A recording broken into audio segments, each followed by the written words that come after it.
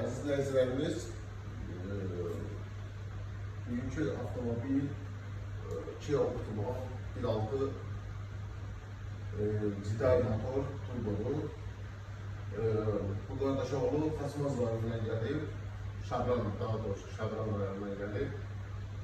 Bu avtomobili bizdən öncə servisdə aparıb 2500 dediyinə görə 2500 manat bir xərcləyib, sonra başqa bir servisə aparıb 1800 manat bir pul xərcləyib. Ne iş gördülərdən xəbərimiz yoxdur. Amma turbo ilə gəlmişdik ki, bu avtomobilin yağ azalması var. Amma biz Murat Ustavi sayəsində təsdiq olundu ki, bu mühərriklərin mühərrikində yağ etkisi birbaşa bunun usta özü təqdim eləsin. Deməli, bu 5 milə 2 litre səfərsə soruşu danışda 2 litre yaxın yağ olur. 5 yağ olur. Bunun əsas bu yağ girsəz nə baxımdan arasında özelləmişsiniz. Biri 1820 kimi, 1802 milə qədər özelliyi.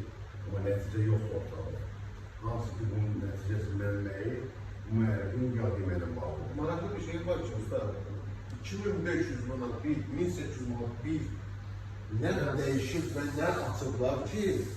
Diliyinə görə süreçə dəyişilir, babin dəyişilir. Bunun hamısı bizdə babinlə babin dəyişilir. Yəni ki, Babinin yağı azalması nə? Heç bir dəxləsi yoxdur. Yağın babinlə heç bir dəxləsi yoxdur. Sadəcə olaraq bu maşınların yağ qiymət səbəbləri balaca motor olduğu üçün, 1.6 motor olduğu üçün bunların əsas nöqtəsi, zəif nöqtəsi yağ qiyməyə bağlıdır. Bildiyim qədər də bu avtomobilin sahibi agresiv sürən. Bəli. Və bunu da yəni 92 yanıcı adlarla İstifadə edilmiş. Bununla bağlı, bunda yağ qiyməyə qəti şəkildə 5000-ə demək olaraq başqa 2 litr yağ azalması var.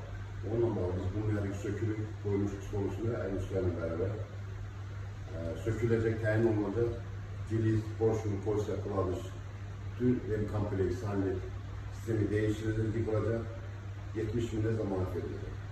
İnşallah esasında turbine iyi bakılacaq. Əgər problemi varsa, burada məsəl üçün indi yaxına gəlirseniz yəni. Bax burada turbonun belə deyim, arka kırsatkasından yani görüntü olarak yani bu yağ değil. Bu indi adamın akıcı ama turbonun arka kırsatkalarında, pervanelerinde yani çirejleşmeler o kadar yani. Yağın içinde hamısı yağ emeğine Bu